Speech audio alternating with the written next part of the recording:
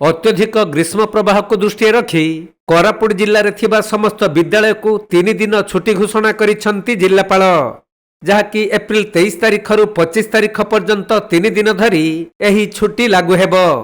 जिले में प्रबल गरम और लू प्रवाह को आख्यागरे रखी शिशु मानक स्वास्थ्य सुरक्षा दृष्टि शिशु बाटिका आरंभ करी उच्च माध्यमिक श्रेणी पर्यंत समस्त छात्र छात्री विद्यालय बंद रखा सिद्धांत ग्रहण करा जायछि। हेले विद्यालयर शिक्षक और अन्यान्य कर्मचारी माने साधारण दिनचर्या अनुजाई निर्धारित समय रे विद्यालय रे उपस्थित रहिबाकू जिल्लापाल निर्देश दैछंती।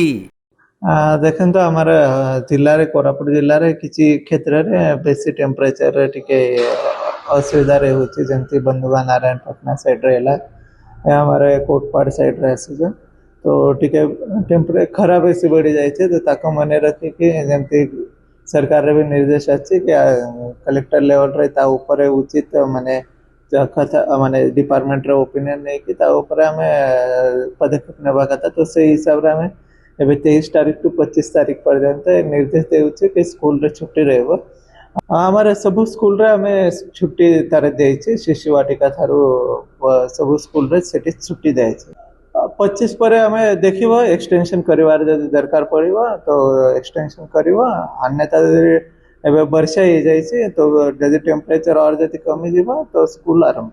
कोरापुट रो मंजुलता महंती रिपोर्ट, कोणार्क लाइव।